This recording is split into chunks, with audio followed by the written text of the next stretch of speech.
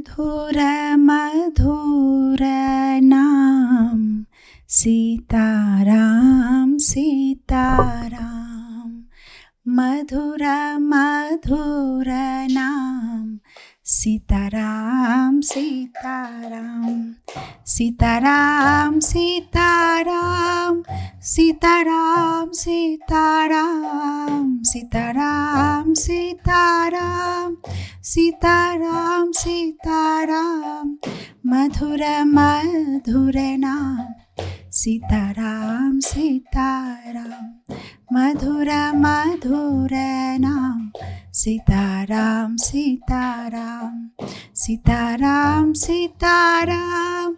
Sitaram, Sitaram. Sitaram, Sitaram. Sitaram, Sitaram. Sitaram, Sitaram. Sitaram, Sitaram. Sitaram, Sitaram. Sitaram, Sitaram. Madhura madhura naam, Sitaram, Sitaram. Madhura madhura naam, Sitaram, Sitaram. Sitaram, Sitaram. Sitaram, Sitaram. Sitaram, Sitaram. Sitaram, Sitaram. Madhura madhura naam, Sitaram, Sitaram. Sitaram, Sitaram. Sitaram, Sitaram. Sitaram, Sitaram. Sitaram, Sitaram. Sitaram, Sitaram. Shri Ram, Jai Ram, Jai Jai Ram. Ram, Jai Ram, Jai Jai Ram. Shri Ram, Jai Ram, Jai Jai Ram. Shri Ram, Jai Ram, Jai Jai Ram. Shri Ram, Jai Ram, Jai Jai Ram. Shri Ram, Jai Ram, Jai Jai Ram. Shri Ram, Jai Ram, Jai Jai Ram. Shri Ram, Jai Ram, Jai Jai Ram. Ram, Jai Ram, Jai Jai Ram. Shri Ram, Jai Ram, Jai Jai Ram. Shri Ram, Jai Ram, Jai Jai Ram. Shri Ram, Jai Ram, Jai Jai Ram. Shri Ram, Jai Ram, Jai Jai Ram. Shri Ram, Jai Ram, Jai Jai Ram. Ram, Jai Ram, Jai Jai Ram. Shri Ram, Jai Ram, Jai Jai Ram. Shri Ram, Jai Ram, Jai Jai Ram. Shri Ram, Jai Ram, Jai Jai Ram. Shri Ram, Jai Ram, Jai Jai Ram. Shri Ramachandra Bhagavan ki jai. Sitaram Lakshman Hanuman ki jai. Hare Krishna. So, the Ramayan has 24,000 verses, and Shyam Girdhari Prabhu has asked me only to complete it in 3 Saturdays. So how will I complete all the 24,000 verses in 3 Saturdays? I don't know. So I've come with a solution. So there is this beautiful, this called Naam Ramayan, which has around 108 verses. So it's Ramayan in brief, and it's written by Lakshmanacharya, who comes in the Shri Sampradaya. So he's got the whole 24,000 verse into the 108 verses. So this coming 3 Saturdays, we'll try to complete this 108 verses. So these 108 verses are again put into 6 khandas. So we will do 2 today. That is, we will do the Balakanda and the Ayodhya Kanda today. And the coming Saturday, we will do the Aranya Kanda and Kishkinda Kanda. And on the concluding Saturday, we will do the Sundara Kanda and Yuddha Kanda. So Ramayan is everybody's favorite because not so many controversies. When it comes with Krishna, there are so many doubts and controversies, and because our naughty Krishna does so many things, but it comes with Ram, his Maryada Purushottam, so it becomes very simple. The ideal king and the ideal husband, the ideal son, the ideal brother, ideal leader. Ideal is just ideal. So it's so easy for the general public also, and that's why probably Ramayan is more popular all over the world, whether it's even in different countries also. Very easily people accept Lord Lord Ram, and often the politicians are also quoting Lord Ram. We should be Ramarajya kind of situation and in the world. So, in fact, the Niti Shastra also says that those who are intelligent, they engage themselves in 3 kinds of conversations. So in the morning, they engage themselves with the conversation about gambling. And in the afternoon, they engage themselves with a conversation about a woman. And in the evening, they engage in a conversation about a thief. And Srila Prabhupada has, exactly structured our sadhana in this way, that we are following what the Niti Shastras say. In every ISKCON temple in the morning, we discuss the the gambling pastime, that is Mahabharata. That means Mahabharata means it includes Bhagavad Gita, and we discuss Srimad Bhagavatam. And in the afternoon, the women pastime, which is about Sita Mata, the Ramayan. And in the evening, it's about the thief, and that is Lord Shri Krishna. So in every ISKCON temple, till date, they are following this tradition of reading Krishna book just before they go to sleep. You see the brahmacharis with the hot glass of milk and muri with their Krishna books, and and that's what they do when they end the day. So we'll discuss from the Naam Ramayan, and as the poster advertises, we'll talk about emotions and instructions, because Ramayan is so very special. It's about emotions and it's about instructions. So much emotion, so much, because people talk about love, but what is actually love, and the highest form of love is what has been shown in the Ramayan. We see love in separation. When we love somebody, to be around that person and to serve that person is easy, but to serve that person in separation is the highest, and that we see in Ramayan, where Mother Sita is in separation of Ram, and Urmila is in separation of Lakshman, and Kaushalya is in separation of Ram, and Ram is in separation of his wife, and Dasrath is in separation of his son, and the citizens are in separation of their beloved Ram. Everybody, Bharat is in separation of his brother.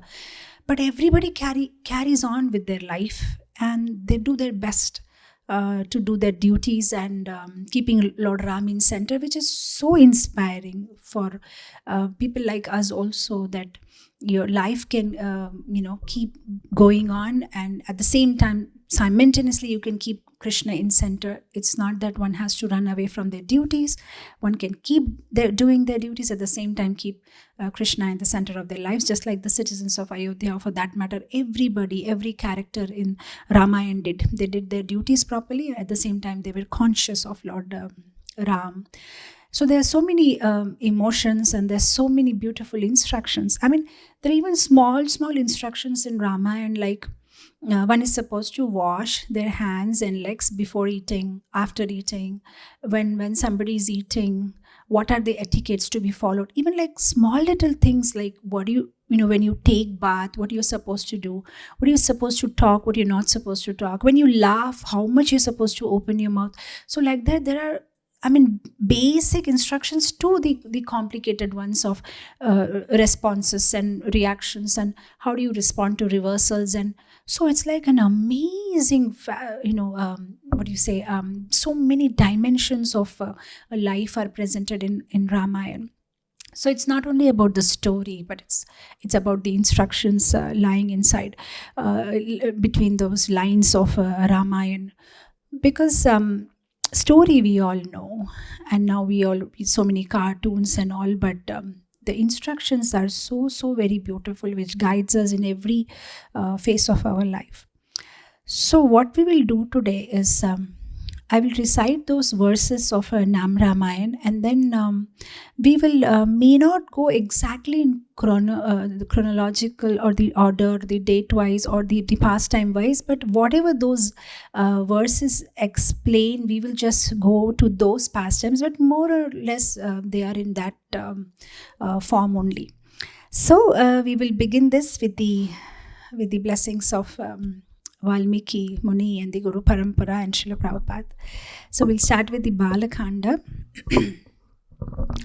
Shuddha Brahma Paratpara Rama Kalatmaka Parameshwara Rama Sheshatalpa Sukha Nidrita Rama Brahmadyamara Prarthita Rama Rama Rama Jaya Raja Rama Rama Rama Jaya Sita Ram Rama Rama Jaya Raja Ram Rama Rama Jaya Sita Ram.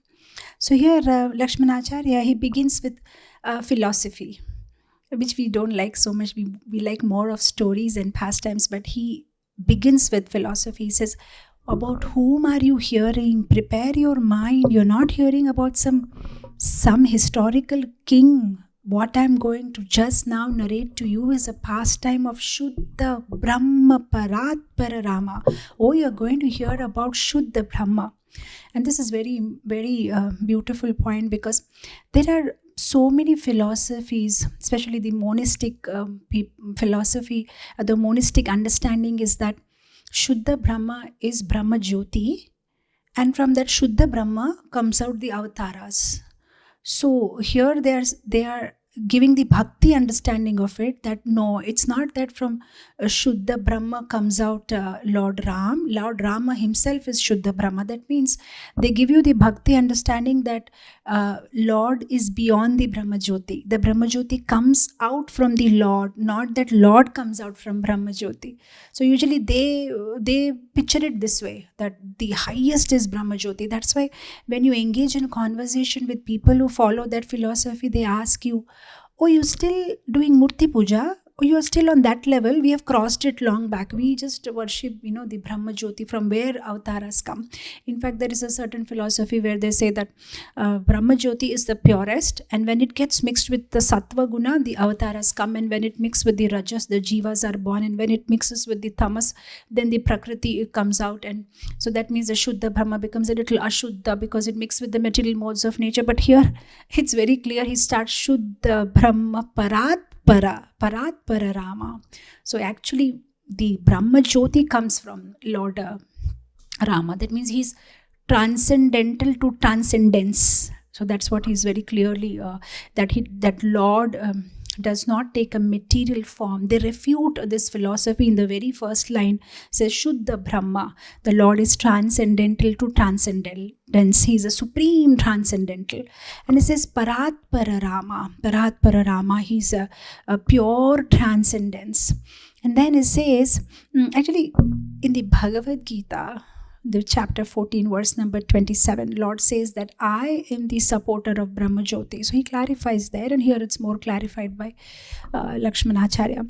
And then he says, Kalatmaka Parameshwara Rama. Parameshwara, Ishvara is controller. Parame Ishvara means he's a supreme controller. So again in the second line he's clarifying that he's Shuddha Brahma, he's Parameshwara, he's a supreme controller, and Kalatmaka. Kala is time, and Kalatmaka means he's trying to say that it's not that Lord is born according to some time. Time is created by the Lord. Lord is not under the control of time. That time is created by Lord. He's the source of everything. So Shuddha Brahma Paratpara Rama, Kalatmaka Parameshwara Rama. And then in the third line he says Shesha Talpa Sukha Nidrita Rama.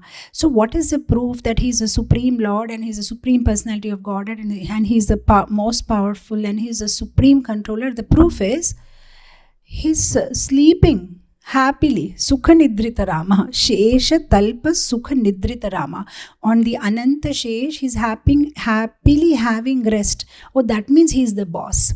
Because if he was not the boss, then he would be working and he would be all busy. Usually when we say somebody is a controller, means controller, the moment you visualize the word controller, oh, he's somewhere with his walkie-talkie and trying to fix things. But Lord here is a supreme controller, but he's not that, sitting with all his computers and laptops and he's trying to get signals from different planets and he's on his walkie-talkie. Okay, is everything all right in Brahma Loka? Is everything all right in this Loka? He's not doing anything. He's simply sleeping. Sukha Nidrita Rama. So it's just clarifying that, Lord he is the supreme Lord. He's the boss, and he's happily, taking rest. And even the Lord's nidra is yoga nidra, and in the nidra also Lord is creating, and in very happily relaxing. So he's a Shuddha Brahma, and he's relaxing, and he's the controller of the time. He's Parama Ishvara, and to such Lord, Brahma, Adya, Amara, Prarthita Rama, Prathana. Oh, they're all praying.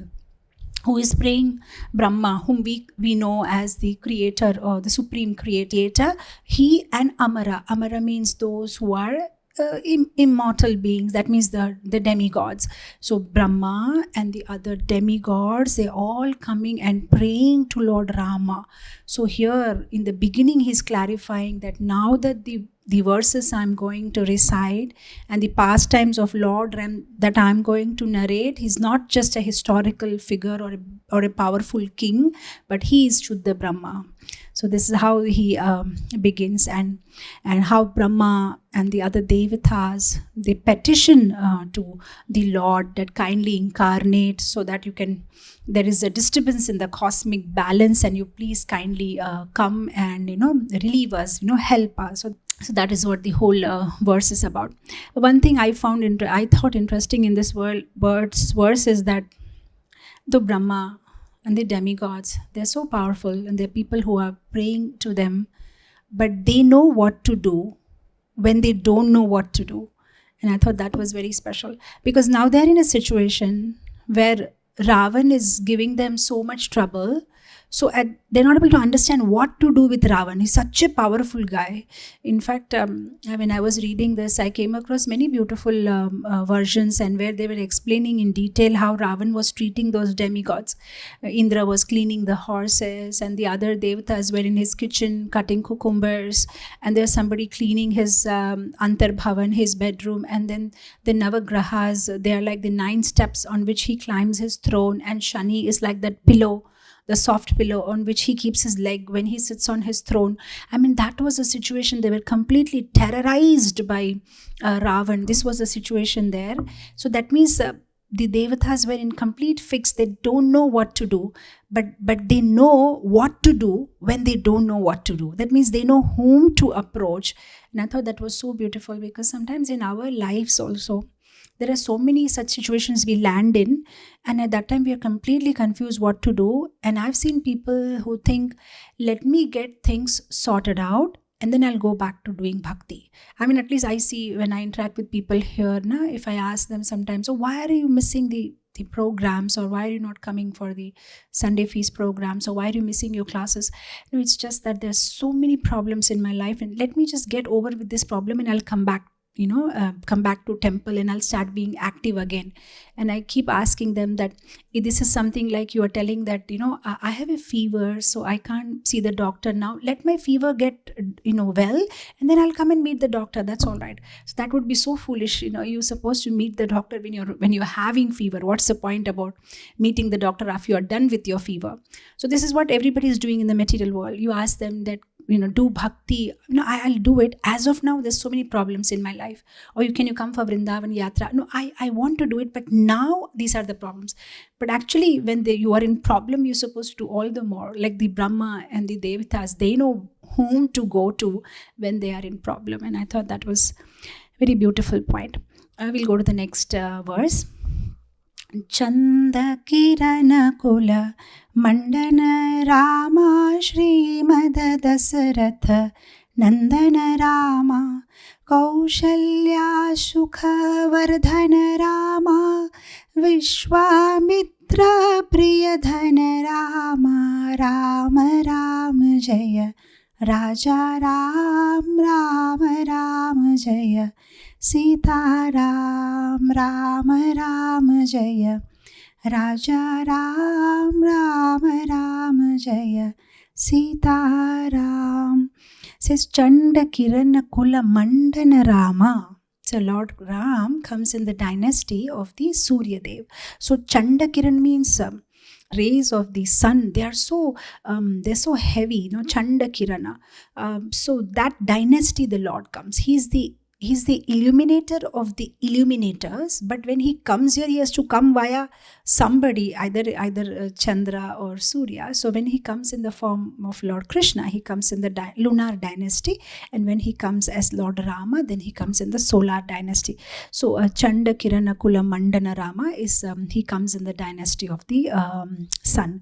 So this is something like the author of a book may write a book. At the same time, he may also have some small role in the book. So he is the creator of the book, but he's also having some role inside. So like we see sometimes in the movies, if the director is making the whole movie, he may be doing a cameo role for 5 minutes or something, but he's not inside the movie because he's the one who's directing the whole thing. But for fun's sake, he may come in the movie and do some 5 minutes role. So similarly, the Lord is a creator, and all the dynasties are coming from him. He's the source and origin of everything, but via them he appears and glorifies their dynasty. The Lord comes in the dynasty of sun. And then comes the second line, Shrimad Dasharatha Nandana Rama. And I thought this was also so beautiful. Here Dashrath is called Shrimad, like we say Shrimad Bhagavatam. The Ramanuja Sampradaya, they glorify Dashrath, and they glorify Jatayu, and they glorify Vibhishan so much. Whenever they talk about them, they just put the word Shri. And especially he is the father of the Supreme Personality of Godhead. So how can you address him as only Dashrath? So they say Shri Mada Dashrata Nandana Rama. He comes as a son of Dashrata. Actually, Lord likes it a lot when somebody calls him Dashrath Nandan, Nandan. Radha Krishna, he likes to be, called in connection with his devotees, connection with his father, connection with his dear devotees, and that name he enjoys a lot. Instead of, that's why we hardly see anybody says Krishna. Either they say Radha Krishna, or they say Nandan Krishna, or they say, or some way or the other, they connect the Lord with his devotees, and that makes him very happy. So it's like that because he loves his devotees. He wants to remember his devotees. I don't know now, but the culture back there, 20 years ago, when you get married, you get the surname of your husband. And that's such a special moment because you may be some Rao or some Verma or some Naidu, and then after you get married, you get your husband's surname. And that's such a special moment because now it's like officially, yes, I'm connected to him. And that's the special thing that Lord feels, when he's, okay, I'm Nandan. Okay, I'm Dasharath Nandan. Oh, I'm Yashoda Nandan. And that makes him very happy when he's called in connection with his devotees. So Srimad Dasharatha Nandana Rama. This is very beautiful pastime how Dasharath Maharaj, got Lord Ram in his life after many, many years. In fact, with thousands of years. In those days, Treta Yuga, they had a long life.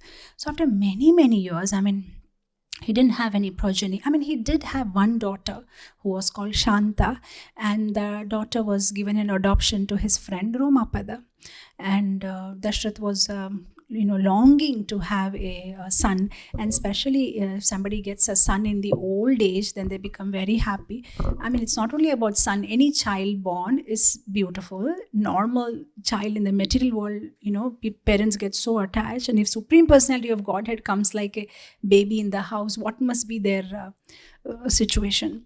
So Dashrath Maharaj had been longing for a child for a long time. He had many queens, but the primary three queens were Kaushalya and Kaikeyi and Sumitra, and there was no child. And those days it was very important for them that they must have child as a king, because it was their moral and social responsibility to give a son, especially because they had to carry forward the kingdom. So the citizens would look forward, if the king doesn't give them with a prince, and they will feel really bad about it. So he was in anxiety what to do, and he had been praying.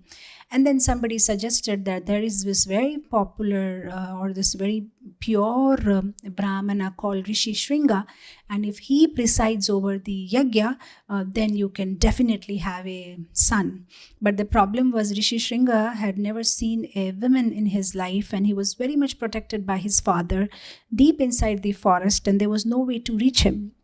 So there's this whole big long pastime of how they actually cheated him. They sent some women, in absence of his father, on a regular basis, who befriended Rishi Shringa, who was so innocent that he hadn't even seen the species of women, and he never knew. He said, how come they look so different, and how come their bodies are so soft? And when he actually touched them, he said, how come they are like this? And then finally one day, these ladies, when his father is not around, they manage to bring him, and then finally Rishi Shringa gets married to them, and then he comes to this place of Dashrath Maharaj's Ayodhya, and then along with Vashishta, he co-presides over this Putra Kameshti Yagya, and then finally the Lord of Sacrifice, the Yagya Murti, becomes very happy, and then they get a sweet rice which is divided into two portions for Kaikeyi and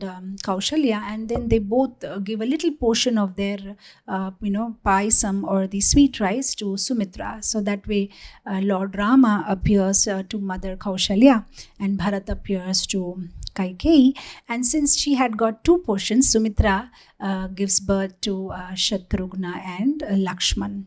So this is what happens, and everybody becomes very happy, especially because they are son. Many places Prabhupada quotes this verse. He says that this putra, this son, is very important because there is a hell which is called puta, and tra is pum nama naraka. He says pum nama naraka. There is a hell which is called pum, and traya, who can deliver one from that hell, is putra, the son. How? Because he offers oblations for the father, and that way he can be be delivered from that. If by any unfortunate situation he's put into that hell, then putra can help him to come out from that hell. Of course, sometimes, like as devotees, one may have question, but what if somebody doesn't have son, then what? Because the Vedic scriptures say that it's the son who can deliver, I'm just reminded of this very beautiful pastime that happened in the city of Kumbakonam. I don't know how many of you have been there down south, but it's a beautiful, beautiful place. It's a temple town with so many temples. And all these temples are built by so many prominent acharyas and alvars, and every temple has such a beautiful sthala Purana. So there is this one temple there in Kumbakonam which has a huge Rajagopuram. The Gopuram, when you enter the temple, is like huge. You just have to strain your neck if you want to see the end of it. Now there was this one devotee who worked very hard to build that Rajagopuram. So he collected funds and he supervised the construction, and it took him years and years and years to actually complete the whole Rajagopuram, the grandest one in Kumbakonam. And finally, by the time he completed it, he never realized he became 94 years old. So finally, when the Rajagopuram is inaugurated and everybody is congratulating him, somebody asked him, by the way, you never got married, so you don't have son. So now when you die, who's going to offer oblations, and who's going to do the Shraddha ceremony? So this man says, yeah, that's a valid question. I never thought about it. So he directly barges into the sanctum sanctorium, opens the door and goes directly and talks to the deity. He says, my lord, I made this Rajagopuram for you and I forgot to get married. No, so who's going to do my, the Kriya Karma, the last rites? And the Lord in the deity form speaks and says, I'll do it. You made this Rajagopuram for me. I'm your son, and I'll keep doing it. Don't worry, I'll take care. And then Lord did it. When he actually left body, the Lord was taken in the palanquin, and he did the last rite. And not only that, he's still doing it. It's been 700 years. And every year on that devotee's, death anniversary, the Lord is taken out in palanquin, and he does all the Kriya Karma as a son of that devotee. So it's okay whether we have son or daughter. We have to make Krishna our son. So Now Dashrath, he desperately wanted to have a son because that was his moral responsibility as a king. And after this Putra Kamishti Yagya, they did get sons, and they were very happy. Not only an ordinary son, they got the Supreme Personality of Godhead as their son. Now they were very happy. The palace, which was once so calm and quiet, now became all noise, and so with all this prince moving around here and there. That's why you see in the third line he says, Kaushalya Sukha Vardhana Rama. Vardhan is increasing. So Kaushalya Sukha. Kaushalya, Mother Kaushalya is so happy. Every single day she's watching the Supreme Personality of Godhead as a little boy with all beauty, and so many sweet, sweet pastimes take place. Lord Ram was not so naughty like Krishna, but of course he also did sometimes like something like he asked for the moon. I want the moon, and mother is like, how can I get you the moon? And he said, but unless you get me the moon, I'm not eating.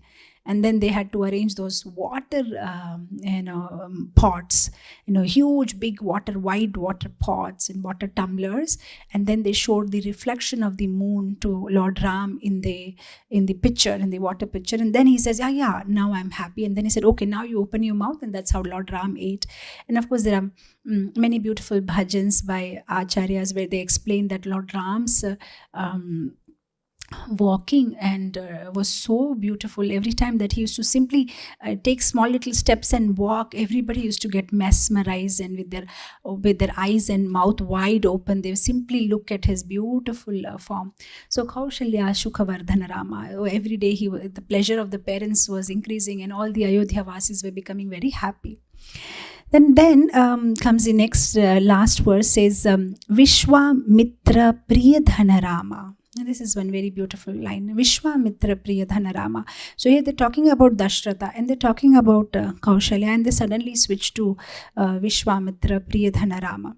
So this is very beautiful, because how did Lord Rama come in Dasharath's life? How did Lord Rama come in Kaushalya's life? Unless and until somebody gives up materialistic things and make place for Krishna, Krishna will not come in our heart, in our life. And the proof of that is Vishwamitra. So we know the past of Vishwamitra, the Purvashram of Vishwamitra. Vishwamitra's name was Kaushik. He was a Kshatriya king, and once he had fought a very glorious war, and with his 40,000 soldiers, after winning the war, he was just returning back to his kingdom. And on the way, he just sees an hermitage, and he thinks, let me take a little rest before I reach my palace. And then in this hermitage is Vashishta Muni. So with his 40,000 soldiers, he's just come there, okay, let me just take a little rest, maybe drink some water and go away. But Vashishta says, oh, wait, we'll arrange a feast for you. So there is a feast for Vishwamitra, who was Kaushik Raja at that time, and he's amazed that I just thought, hermitage, poor person, but he has so much opulence, and there are sweets, and there are savories, and there are so many items, and there is sweet water, and there are all kinds of arrangements made for the soldiers and the elephants and the horses. And then he understands, oh, so he has a cow, Kamadhenu, and she's the one who's been providing all this. Now he gets a little envious, and he says, well, you just a sadhu, what will you do with such powerful cow? I'm a king and I need that cow, so give it to me.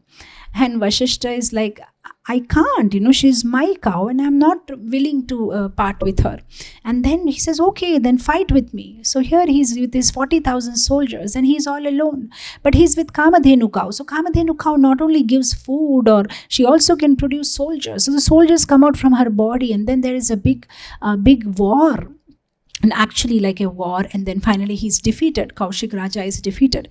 And then he suddenly starts thinking, wow, I'm a Kshatriya with all this opulence and all the training with martial art, this, that, and I get just defeated by a pony, a small Brahmana. That means, oh, there is so much power in prayers and austerities, and oh, then better I leave all this and I start doing, what he is doing. This makes more sense.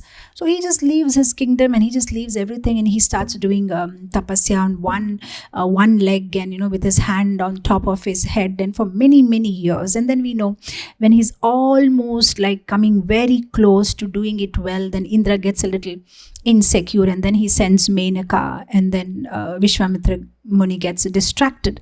And then after a few years that he spends with Menaka, around 50 years, and then Menaka says, well, I'm done with you and I'm going back to where I came from. And then he understands, oh, so this was just to allure me. So he again starts doing tapasya, and this time Ramba comes, and then this time he's like, once bitten, twice shy. He said, okay, last time I just got carried away by lust, and I'm not going to open my eyes also to see who is it. But then she keeps making so much noise with her anklets and her bangles and her. So then finally he does open his eyes, but he opens it with such anger, it's like ready to burn her, So then, because he has expressed so much anger, whatever austerities that he had done, he lost it. He lost it because of showing anger. So he thought, oh, this is a big mess I've put myself into. Last time the lust made problem. This time the anger made problem. The kama and the krodha. Oh, that means what I need to really do is not these austerities. Work on my kama and krodha. They are my big hurdles. So then he actually transforms into a devotee over a period of time. So then that's how he becomes a devotee of the Lord. More than austerities, he takes to Bhakti Marga. So here it says, Vishwamitra Priyadhana Rama. So now Vishwamitra, he gave up all his opulences and he gave up all his mystic powers and all that he was craving for what? For Priyadhana Rama. Because two arrows can't stay in one quiver. You can't have, all the material things also, and then you cannot have Rama, and both can't stay together. Like Srila Prabhupada used to always say that Krishna consciousness and materialistic enjoyment go ill together. So you have to give it up. So here he finally gives it up, and then he gets his Priyadhana Rama. So wonderful.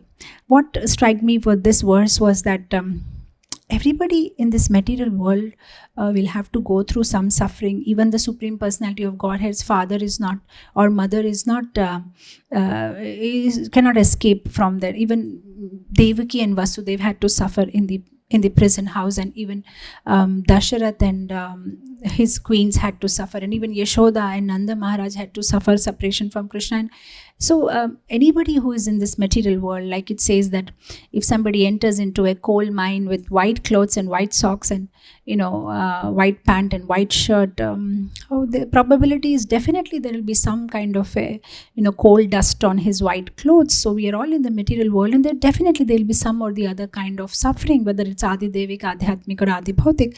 And one should not get too much stuck with it, and one should understand that I will have to continue my Krishna consciousness in whatever situation I have been placed in. It's not that one day some beautiful situation will be created for me where I can practice my bhajan without any problem. You'll have to keep doing it simultaneously with all these three different kinds of problem that we face in day-to-day life. So this is what happens, and everybody has to go on with their life. I was just thinking that, Dashrath had all the money and all the power and all the position, and he even had one daughter, but there was a fill in the blank, but he didn't have son. All of us in this material world, there is a fill in the blank. Somebody may be having all the money and they may be also having a son, but they may not be having good health.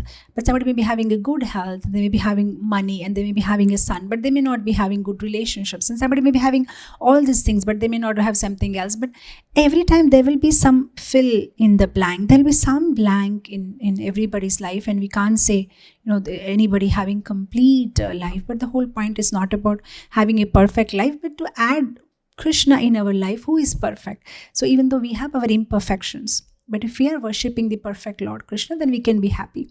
Otherwise, there is no chance, because there will be always some fill in the blank in everybody's life, right from Indra to Indra Gopa. Everybody is having some fill in the blank. So now we'll go to the next verse.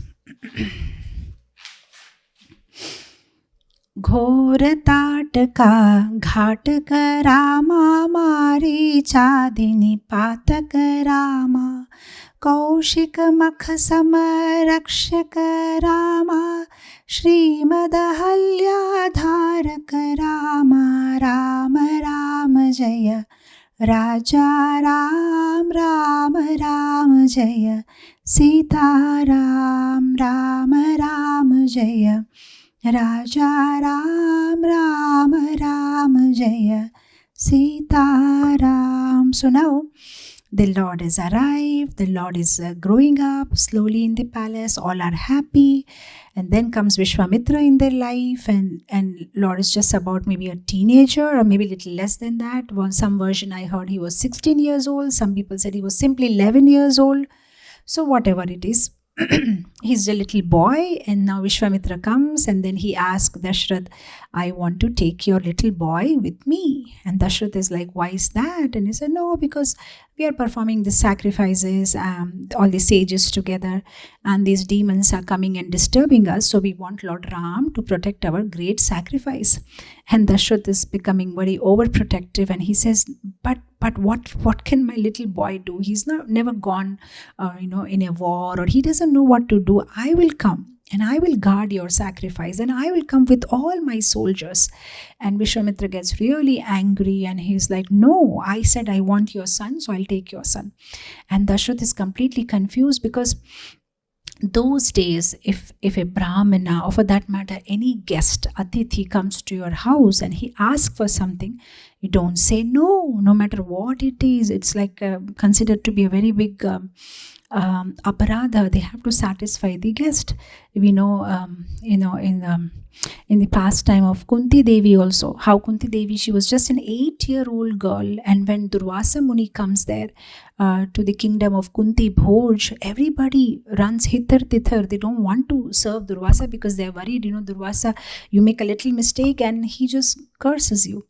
But Kunti Devi says, no, I will serve him. And then she goes on and serves for 1 whole year Durvasa Muni, and in return she gets a beautiful blessing from Durvasa, wherein on her, she was given a mantra by which she can call any demigod, whenever she wants, she desires, they have to come and attend to her call. So like that, when we serve Vaishnavas, that's our culture. When we serve the Vaishnavas, some or the other way we will be blessed. We have to do it selflessly and heartfully. But of course, usually we are always calculating maths behind it. What will I get and what is there in for me? But when we read this Ramayan and different pastimes from Mahabharata, we see that how they selflessly served and they got much more in return. They did it without any expectation, and they get so much in return. Actually, the Lord and the Vaishnavas, they are so kind. Whatever little bit we do, they remember, and they actually give us much more than we deserve. I'm just reminded of this one story of this young man who was serving his master very nicely for many, many years. And finally, one fine day, he plans to retire. So he tells his master that I'm planning to retire. But in the heart of heart, he's very sad that I've been working for my master for so long time, but now that it's time for me to retire, how will I manage my life? I have very little savings. And then his master takes him to a room, and then to his surprise, there is this big white cloth, and then the master removes it, and therein he sees there are small pots, and they're all filled up with some coins, and the master says, this is all for you. And this man gets surprised, but what is all this? He said, I've been saving. He said, every time that I give you your monthly wages, I've been saving for you, that when you finally retire, I'll give you all these things. And then he becomes very happy that, you have thought so wisely for me. So similarly, even Lord Shri Krishna, every time that we're doing service, he's just saving for us. We may not sometimes immediately get return of our service, which is our actually expectation. Every time that we do something, we really expect, even if we don't express it, in heart of our hearts, I gave so much donation, I did so much service, I chanted so many Rams, I've served so many Vaishnavas. So how come the Lord has not responded? Or did he acknowledge? Does he know? I did so much, but Yeah, he knows actually. It's not that, he'll give you back. He'll give you when you actually need it.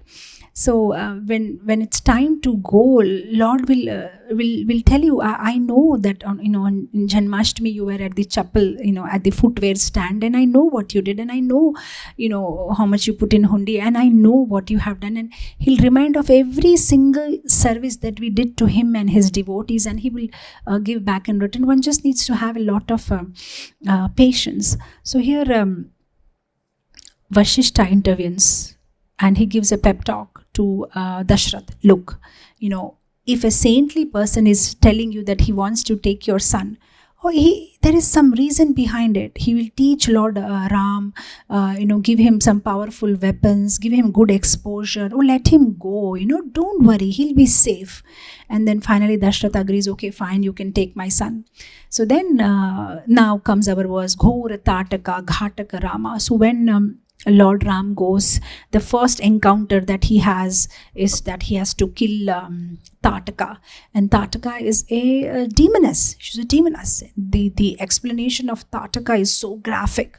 She had arms which were like 12 kilometers long, and she had hair which was copper colored, and her eyes were red in color, and she had those long teeth, and there was blood dripping all the time, and there was no neck. She never had any neck. The head was attached directly to the body, and she was so fearful. And Lord Ram is Sukomal, beautiful looking little boy, 11-year-old with his bow and arrows. And he's been shooting arrows, but he's not killing Tataka. And Vishwamitra is wondering, I thought he was the Supreme Personality of Godhead. What's up? So then he asked Ram, why aren't you killing her? Come on, just use the right weapon and kill her. And then Lord Ram says, but actually she's a lady, and the scripture says we're not supposed to kill a lady. Oh, then Vishwamitra is like, he makes Lord Ram reconceptualize his idealistic understanding with the, reality, the assessment of reality of this world, says, that's all right, but don't look at her as a woman. Look at her as a demon first, and then woman. And she's been harassing the sages, and she's been eating them like food, like you eat fruits, She's been eating like that, So you have to, and evil has no gender. So come on, go ahead and just shoot the arrow. And when he gets that instructions from his guru, Vishwamitra, and then Lord Rama, he just shoots the arrow and kills Tataka. But Tataka was not alone there. There were some more, accompanying her. There was Subahu and there was Marichi. But Lord was very smart. When it came to Marichi, he never killed Marichi. He just put a blunt arrow. Now, usually when they put an arrow, it just goes in the body and passes. It comes out from the other side. But he just put blunt arrow towards Marich because he didn't want to kill Marich. He thought that there are two ways. One is you actually kill the demon and you are done with it, and the other way is if you just you make them so fearful that they will deter the other demons to attack the sages anymore, because they will go and say, oh, this young boy has come and there's he's protecting the sages, better not to go and vandalize those sages anymore. So he just wanted that to be done. So he just hurls arrow on Marich in such a way, but it's done with such force that Marich is thrown far, many kilometers away. And Marich is horrified. So much strength, a little boy. And then Marich decides that, of course, one other time also he comes to attack Lord Ram, but finally he decides that, I'm not fighting anymore with Ram, and he settles. He just makes a Parnashala, a small hut for himself. And he's just meditating on Lord Ram, and he gives up all his bad habits and he becomes like a devotee. Now, how do we know that? Is that the fact that he got an opportunity to be killed by Lord Ram himself is because of his austerities and penances that he was performing. Now, somebody may say that, but is that fair? Marichi gave up his bad habits and he was meditating on Lord Ram, and then how come Ravan goes and encourages him to do something which was against Ram? Now, it's not like that. The fact that he got the opportunity to be killed by the Supreme Lord itself is glorious, because the Lord's killing you, the Lord's saving you, the Lord's anything to do with you is for your own safety. So even killing by the Lord is glorious. So this is what happened with Marichi. So finally we know how Ravan convinced him to become a golden deer, and then he gets killed by Lord Ram. So Marichadini Pataka Rama. So he killed the Ghora Tataka, and then he throwed Marichi far away. And then comes Kaushika Makha Samrakshaka Rama. Kaushika Makha. Kaushika means Vishwamitra, and Makha means protection. So Samrakshaka means just to maintain the cosmic harmony. Lord has done this pastime of killing Tataka and throwing Marichi and Subahu and all the other demons away. Srimad Ahalya Uddharaka Rama. And then after killing and all, what does he do? He delivers Ahalya. In fact, whenever I read this Vishwamitra pastimes of the Lord, I'm reminded of that Suprabhatam verse, the very first verse of Suprabhatam, na? Kaushalya Supraja Rama Purva Sandhya Pravartate Uttishta Narasadula Kartavyam Daivamanikam. This verse is spoken by Vishwamitra. Because when the Lord is traveling with Vishwamitra, Lord Rama, to different places in the forest, saving the sages, protecting their sacrifice, it says that Vishwamitra was so, I mean, you can imagine if the Lord is staying with you, and then Lord, after in the evening, after massaging Vishwamitra's feet, legs for some time, then Lord goes and takes rest. And next day morning, he will wake up and come back. But Lord is so attractive that Vishwamitra cannot wait. When will the sun rise? And then I can see the beautiful lotus-like face of Lord Ram again. So early in the morning, before the sun rises, he goes and wakes up. Kaushalya, Supraja, Rama. Come on, get up, Lord Ram. He's saying, hey Ram, son of Kaushalya, get up, beta. See, just now the sun is going to rise in the eastern horizon, and you have to get up and do your regular duty. And that way he's so eager to wake him up. And then Lord gets up. Yeah, yes, Guruji, I'm awake. And then Lord gets up, and then he does whatever his regular thing. So whenever the Vishwamitra passed him, I'm just reminded of this beautiful verse, which is so dear to actually mostly South Indians, because this is something they chant every day. So Srimad Ahalya Uddharaka Rama. This is very beautiful pastime of Ahalya. How this Ahalya was very beautiful, and she was the wife of this great saint called Gautam Rishi, and she was so attractive that even Indra, the king of heaven, gets attracted by her beauty, and just to enjoy her, he comes in the form of Gautam Muni.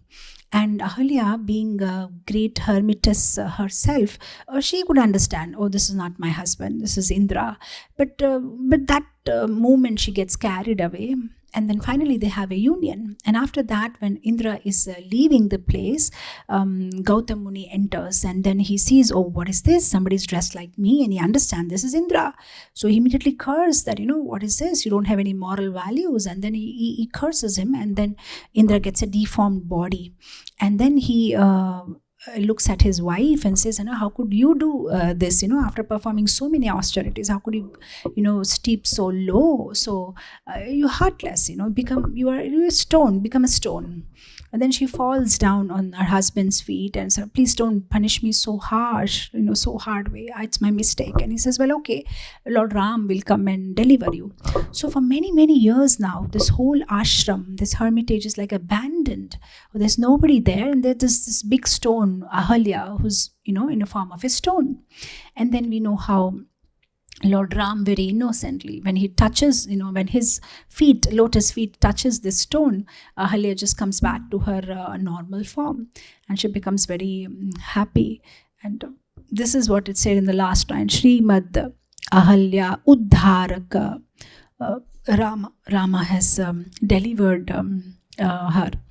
We'll go to the next verse. One thing what I liked from this verse was, I was just thinking that Ahalya became a stone. What delivered her was the dust of the lotus feet of Lord Ram. And our hearts are also like stone.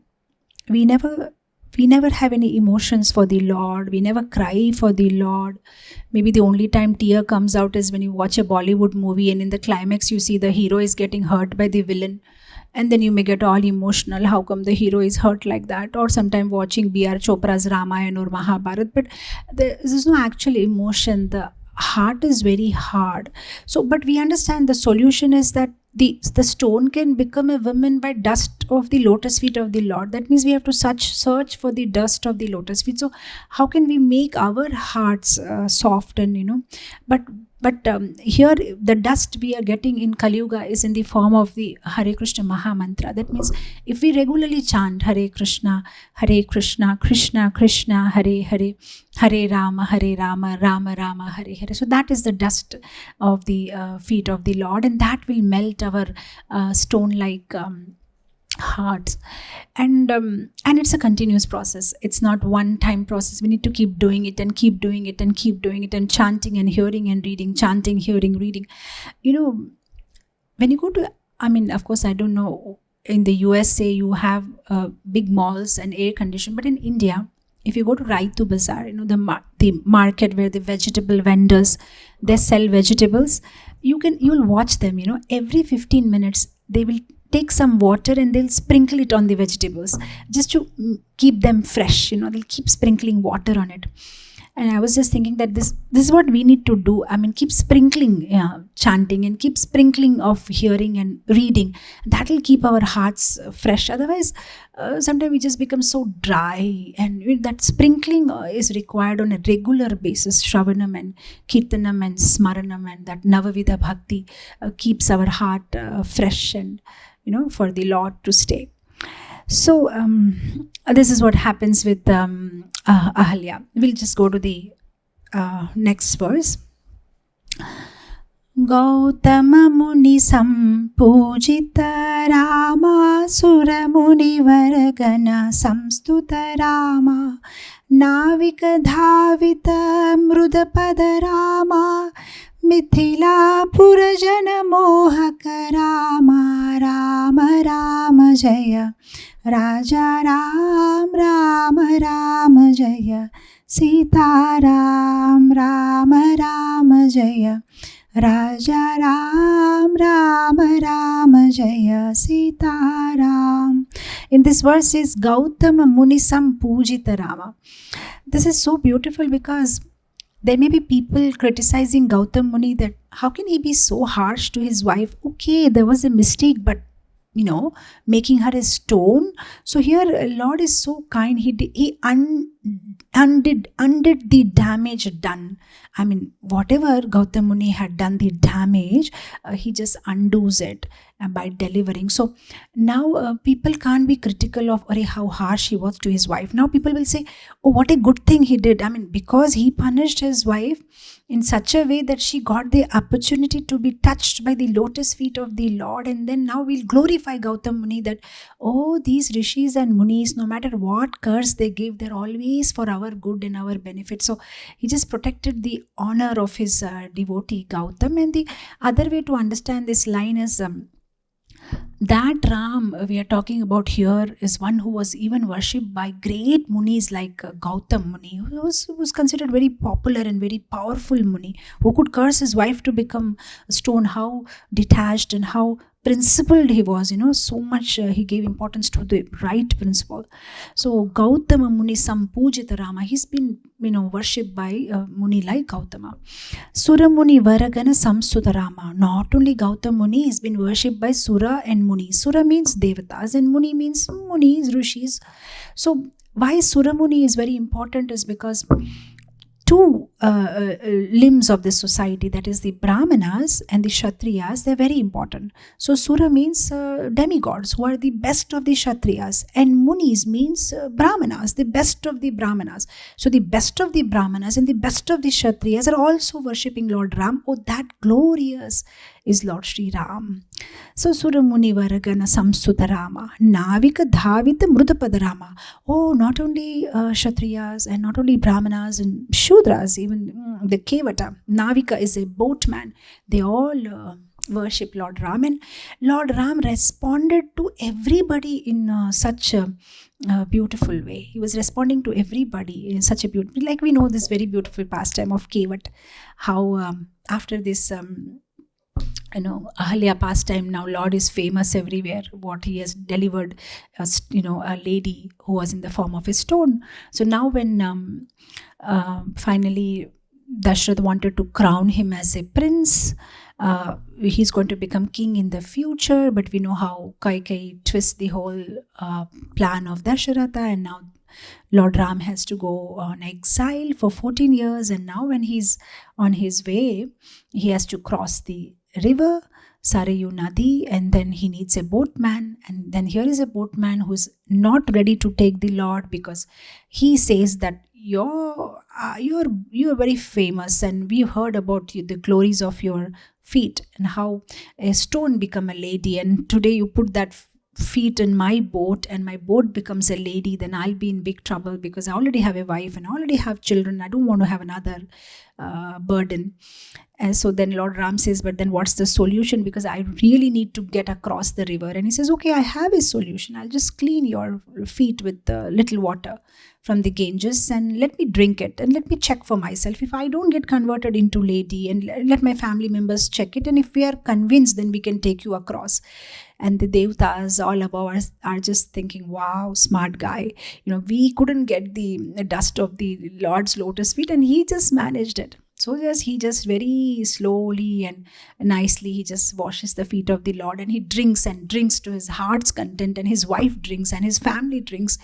And then Lord is just observing, how long this drama is going to go on. And after he's satisfied, he says, yeah, looks like we are okay. We didn't change into women, so now we'll take you across. And then they take Lord across the river. And finally Sita, Mother Sita, who is very kind, she just thinks, I must give something. And she just takes out her ring from her fingers and says, please give it to the Navika, the Kevat.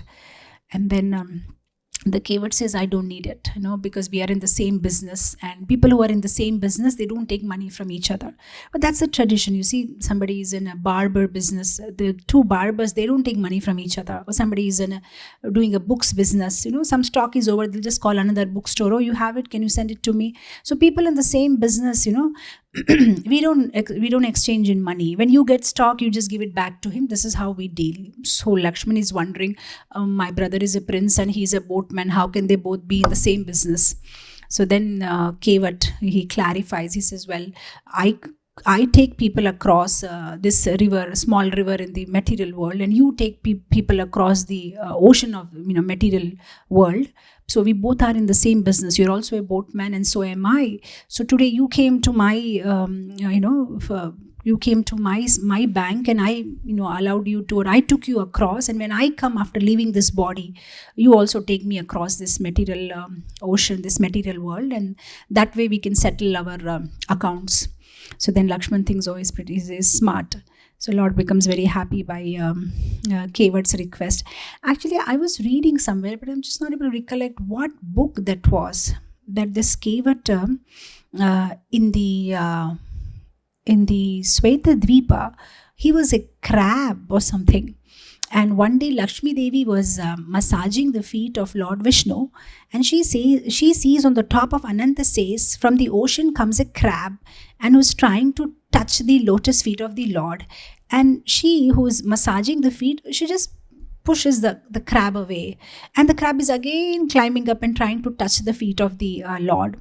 So Lakshmi Devi, she's a mother, she's kind. At the same time, she can't allow crab to be touching the Lord's body. So she promises it, I'll give you that opportunity. You can not only touching, you can drink the water coming from his feet, but not now. Have patience. And she just pushes the crab away. Now he takes birth as Kevat, the boatman, and here Lakshmi Devi's Sita Devi is simply smiling and watching. Okay, so that time whatever promise I made, you're taking extra advantage of it. Now I think you can stop it. You've been drinking and stop. Enough, you're taking too much advantage of my. So she's just smiling to herself. So this is what happens, and then finally Lord goes across. So Mrudapada Rama, the soft feet were worshipped by Kevat. Mithila Purajana Mohaka Rama. This is very beautiful line. It says Mithila Purajana Mohaka Rama. Oh, when when Lord Ram, now all this is over, the Ahalya pastime is over, and now it's time to go back home.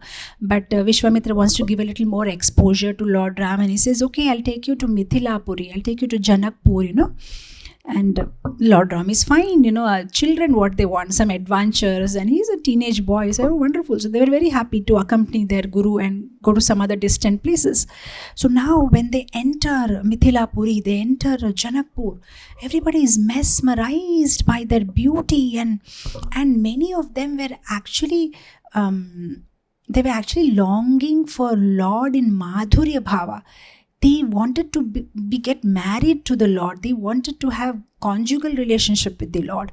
So, in the Garga Samhita, there is this Madhurya Khanda, wherein all those people who craved for Lord in the Madhurya Bhava, how in Krishna Leela, Lord gave opportunity to each and every person.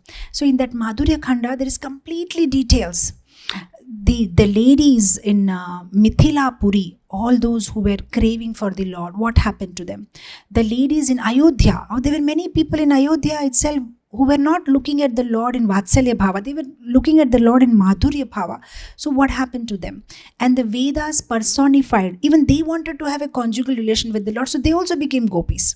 So the ladies in Ayodhya many of them became gopis, and in Mithilapuri they became gopis, and the Vedas personified, they became gopis. And the rishis in the Dandakaranya forest, when the Lord entered Dandakaranya forest during his exile, they are all men, but they want to have conjugal relation with the Lord, so they also became gopis. And then the ladies in Kaushal Raj, or in fact even in the place where Kaushalya comes from, whenever Lord used to go and meet his grandfather or go to, just like the ladies, they go to mother's house. So whenever he used to go there, they also got attracted to Lord. So they also became gopis in Krishna Leela. And then the ladies from the Rama Vaikuntha, and the ladies from the Urdhva Vaikuntha, and the ladies from Sweta Dvipa, and the ladies from Ajita Pada, and the ladies from Lokachal Loka, and the Apsaras, and the other demigoddess, and the list goes on, the whole Garga Samhita, how everybody got an opportunity to become a gopi. So, people criticize Krishna, why so many gopis, but what can he do?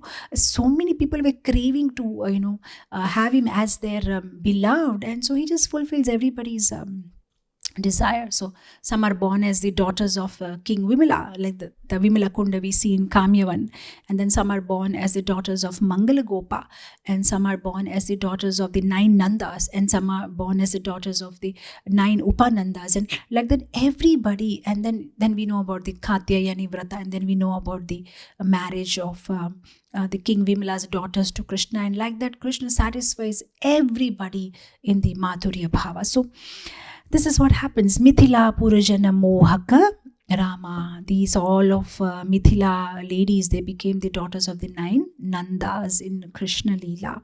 So everybody who was looking at Krishna was looking at Lord Rama was just getting mesmerized. They just didn't know what to do. They just wanted to keep looking at him and keep looking at him. So Mithila Purajana Mohaka Rama. They got completely mesmerized by him. So I was just thinking, one important lesson that we can take from this verse is, they were attracted to the Lord and they had some desire in their heart, and Lord fulfilled it. Lord fulfills every desire. That's why one has to be so careful what kind of desire one makes. I'm just reminded of that pastime of Dhruva Maharaj. In his previous life, he was a good orator, or rather I say speaker of Srimad Bhagavatam, and he used to give such amazing and such nectarian classes that people used to come from far off just to hear him speak. And he was very detached and completely focused on Bhagavatam. But once it so happened that there was this one king who came in his chariot looking very affluent and all these ornaments and looking very beautiful, and for one fraction of a second Dhruva Maharaj had this not exactly desire but kind of an appreciation. Wow, he's looking good, great, so much jewelry and what an opulence. And that's it. And Lord fulfilled his desire. And in next life, he became Dhruva, the son of Uttanapada. Just a very small desire somewhere in the heart, even if it's unconsciously made, the Lord is conscious about it because he's there in our heart. So every desire that we make, he's noting down and noting down and noting down. So one has to be so careful what desire. The Mithila Purajana, they just made that moment desire came when they saw, wow, how I wish I could have him as my husband. That's about it. And maybe they're done after that. But that's it. Lord immediately notes down, and he notes down. So one has to be so careful what desire that we are making. We should be so careful in, whatever desire coming in our hearts. The Lord is taking a note of them.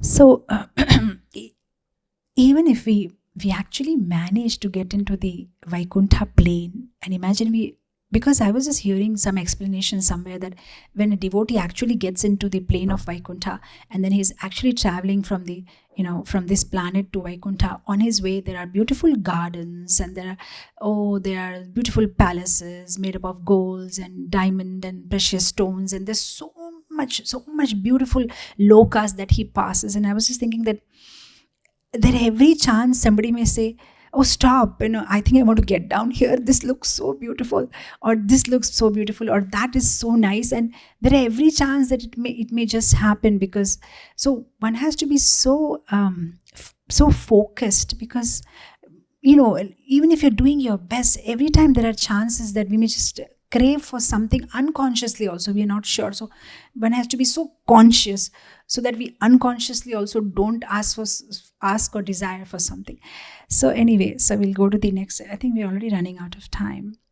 Okay, so Videha Manasa Ranjaka Rama Trayambakara Mukha Bhanjaka Rama Sitarpitavara Mallika Rama Kritavaivahika Ka Kautuka Rama Rama Rama Jaya Raja Ram Rama Rama Jaya Sita Ram Rama Rama Jaya Raja Ram Rama Rama Jaya Sita Ram.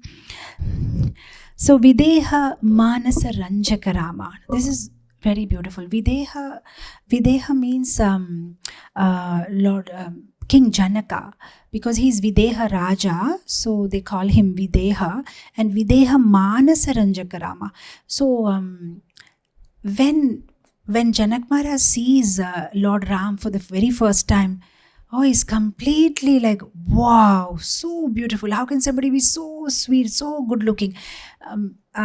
Because Vishwamitra comes with these two princes. So initially nobody's taking notice, because they're in awe of Vishwamitra. So they're just doing whatever they're supposed to do, because Brahmana has come, and then they take notice of when they're introduced. Here there are two little boys, and for a father of a girl, every boy becomes a prospective groom. He'll start calculating that this boy is very good and is looking good, and what is his family, and maybe he can be good match for my daughter, and how can I take this further? And especially because there was a Swayamvar upcoming, so he had all these thoughts, and he started thinking, this boy looks good, but he looks a little weak. I mean, no, his soft body, I don't know if he can manage to break the Shivadhanu. So many things are going on in his mind, but in the heart of the heart, he's thinking, but I wish he can break it, because it's really good. I mean, if he could be my son-in-law, this is what is happening.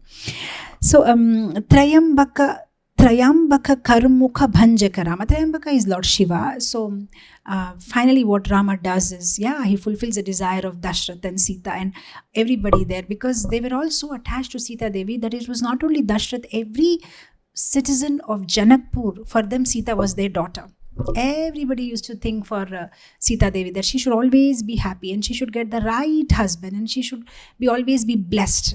So they all, when they saw Lord Ram, they were thinking, he will be the right match for our daughter Sita. So finally, yes, the Trayamba Karmukha Bhanjakarama. Lord has broken the Shiva Dhanush. Shiva Dhanush was very powerful, and every time they had to clean that area where the Shiva Dhanush was kept, they had to get elephants to move it. But once it so happens that Sita Mata playfully lifts it up with her left hand, and when Dashrath sees this, he's amazed that, oh, my daughter has so much strength. So on that day only he decides that anybody who wants to get married to her has to have the strength to break this Dhanush. Otherwise, imagine, the wife is so powerful, she gives one embrace to the husband may die in the first day itself. So somebody has to have that much power strength like her. So that was what was decided. So finally the Swayamvar happens, and then it's very funny how all the kings, they tried their best, and nobody succeeds. And finally Dashrath makes all emotional statement that is the earth bereft of all the Kshatriyas, or nobody is able to do this, what will happen to my daughter? And then finally Vishwamitra asks Ram to go and lift it. And Lord Ram, and everybody is laughing when they look at Lord Ram coming, such a sweet little boy with soft hands and arms and looks so delicate, and how will he do it? And finally Lord Ram lifts it up and breaks the Dhanush. But of course, I was reading that before this thing happens, Sita and Mother Sita and Lord Ram, they meet in a garden when Mother Sita had gone to do some puja to Durga Devi, to pluck flowers, and that's where she sees Lord Ram from far off, and Lord Ram sees also Mother Sita, and Sita in her heart of heart thinks that I wish he could be my husband. And finally when she actually sees him in the Swayamvar, she becomes very happy, and it says that she was praying to Durga Devi. It's all Leela, all are coming out from Mother Sita, but she's praying to Durga Devi, I wish, give him all the strength so that he can lift it up. And finally Lord lifts it up, and the Shiva Dhanush is broken. So now that Shiva Dhanush is broken, so Sita Mata is supposed to go, and here is the verse. It says, Sita Pitavara Mallika Rama. Now she has to go and put the garland on Lord Ram's neck. And that again is a very big pastime of how Sita Mata is a little short and Lord Rama is tall, and Mother Sita is trying to put the garland, but Lord Ram is so, Kshatriyas those days, they don't bend, they can't bend their heads, they're always, upright, and she doesn't know what to do, but she's very happy because the ladies, they wear lots of bangles on both the sides, and she was wearing bangles which are having small mirrors, very beautiful bangles. So she has her hands stretched, and she has this beautiful garland of flowers to put it on Lord Ram. So because her hands are stretched, and there are lots of bangles here, in every bangle there are these small mirrors, and she can see Lord Ram's face in those mirrors. So she's okay. Even if it takes 15 minutes, 20 minutes, 1 hour, she says, what's my problem? She just stands like this, and she's just bowing down her head and keeps looking at Lord Ram's face in her bangles. But everybody else is waiting. So what's going on? This boy is not bending, this girl is short and she's not able to put the garland, and everybody is just waiting for the thing to happen. And Dashrath is waiting, and the other people are waiting, and Lakshman is waiting, and Vishwamitra is waiting, and they don't know what to do. And then meanwhile, Mother Sita and Lord Ram, they're having mental conversations. Lord Ram is telling Sita Mata that, okay, now can you just stop this? I know you're looking at me. Can you just put the garland on me? And Sita says, I'll take some more time. And Lord Ram is like, why are you doing this to me? And Sita says, but you did this to me. You took so much time to break the Shiva Dhanush. I have been praying and I was in anxiety, and you were doing all that thing, doing parikrama for Shiva Dhanush, and then, joining your hands, doing so many prayers. And every time I was in anxiety whether he can do it or not, you put me in so much anxiety, and now you wait for me. I'll put it in my own time. I'll put the garland. So these conversations are going on, and Lakshman is wondering, what is supposed to do now? So Lakshman is very smart, he's Anantashesh, Balaram. So he just, suddenly gets up from his seat and he just falls on the feet of Lord Ram. And Lord Ram is wondering, what happened? He was just fine a couple of minutes ago. And Lord Ram immediately turns, he just bends and lifts up Lakshman. Hey Lakshman, what happened to you? And the moment he bends his head to, embrace Lakshman and hold him, Sita Mata gets the opportunity and she immediately puts the garland. She's done for it because Ram, he bends. And then Ram is not even conscious of that. He is just thinking, what happened to Lakshman? And he said, yes, Lakshman, what happened to you? And Lakshman is like, oh, well, nothing. I think I just ate a little more. Maybe acidity problem. Looks like gas. I'm fine, brother. That's it. And he just walks out. And Lord Ram is still wondering, what's happening? He just came to me, fall down on my leg. I thought he's having an issue. And then he realizes everybody's just putting petals on them and they're done with the ceremony. You know, the garland is on his neck and they're done with it. So then everybody's clapping and, you know, Mangala, Vaidyas, they're all Shehnais and all different musical instruments are being played. And everybody's so happy and joyous and singing and dancing and everything is so, in joyous mood. So this is what happens. Sita Arpitavara Mallika Rama Krita Vaivahika Kautuka Rama. So of course we all know then how it's not only Sita and Ram getting married, but the elders of the family decide that why not all the four princes get married to all the four princes, all the daughters of Dashrath Maharaj and his brother Janak Maharaj and his brothers. This is what is decided, and finally all the four brothers get married at a time. And in fact, I've been to this place in Nepal, this place called Janakpur. And it's very beautiful. You still have those, they call it as Janak's palace, and a huge one. And then there is this Vivaha Mandapa, and there are these four asanas, because all the four brothers got married at the same time. So there is this Vivaha Mandapa, and this whole place is so spiritually surcharged. Mother Sita's birthplace, that place, Janakpur. And lots of sadhus and devotees are moving around. It's like Ayodhya only, just like any other dham. Everybody's just chanting Mother Sita's names, and many of them are maybe there for many, many years now performing austerities. They just want that mercy of Mother Sita. Very nice place, Janakpur in Nepal.